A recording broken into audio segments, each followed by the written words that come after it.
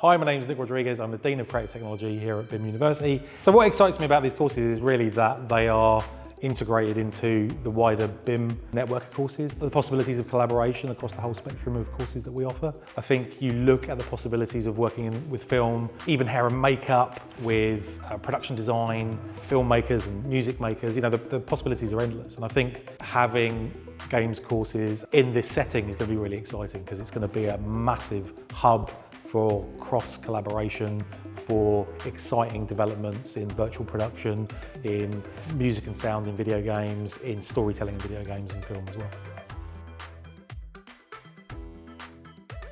The game that really sparked my imagination, that really got me interested in how games were put together and what games could do, was a game called Elite by Dave Braben and Ian Bell. It's a space trading game, and it was on my BBC Micro Model B.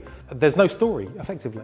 Everything you do in that game, you project onto it yourself, and that's what really fascinated me, the fact that I could play this game where I was flying through the stars, trading on planets, and it was all just some lines on the screen, but it somehow conjured this amazing breadth, this whole galaxy of possibilities. And that game still exists now, actually. It's called Elite Dangerous, and I still play it because I'm a total nerd. The games that got me interested sort of later, the Mario games, I think Shigeru Miyamoto basically created the form. Those are the games that really sort of brought to life the possibilities of simple 2D games. And later, the 3D games that really captured my imagination was the Zelda games. Also things like Street Fighter, and the possibilities for competitive play were always really exciting. And the games that got me into the industry that I made were, early PlayStation 1 games.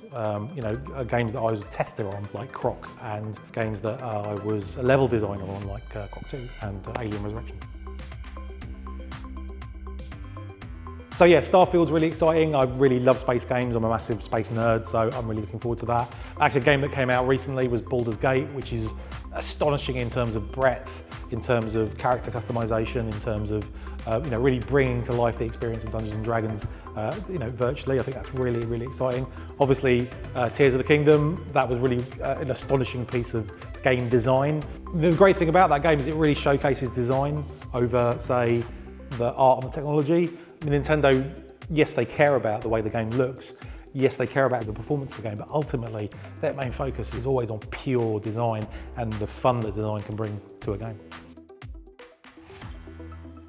What makes an amazing game is if it can hook someone, if it sparks some part of them to life, if it enables them to see some part of themselves reflected. I think even in the most obscure or abstract puzzle game, the satisfaction of having solved that frames your experience, frames who you are in a really meaningful way. I think games are really about people finding themselves, experiencing something other than the sort of humdrum of the everyday. And even games that are about the humdrum and everyday offer something to us. They spark something in us. From the power fantasies of Call of Duty to the sort of really subtle, very sad stories of something like This Dragon Cancer, and I think games offer a really fundamentally emotive experience. Games are about making people feel something, and because they have gone through those actions, because it's interactive, because they have chosen certain paths, that emotional content is all the more powerful.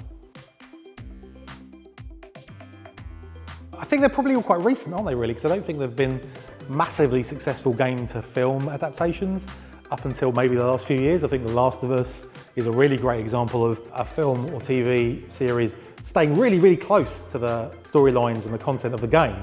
I think in the past, and even with something like Dungeons and Dragons, say, or the Mario movie, it's about taking kind of what's ironic about those elements, or taking the stories and the themes and moving them on. I think Last of Us is literally kind of the game as a film, and I think it just shows the quality of the writing, and I think we always knew that in terms of The Last of Us, and I think contentiously, even for me, The Last of Us 2, which I really still love.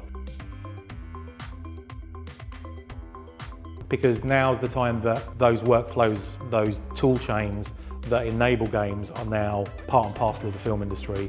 They're part and parcel of the TV industry. They're part and parcel of theatre productions. The technologies that we have been developing as a games industry for the last 10 years are now suddenly the technology that drives so much entertainment pipeline-wise. Not the final products, but the pipelines. The Mandalorian, The Lion King, the Eras Tour. So much of this stuff is actually driven by what originally was games technology. So now's the right time because these tool chains and this technology is now becoming ubiquitous, really. It's everywhere.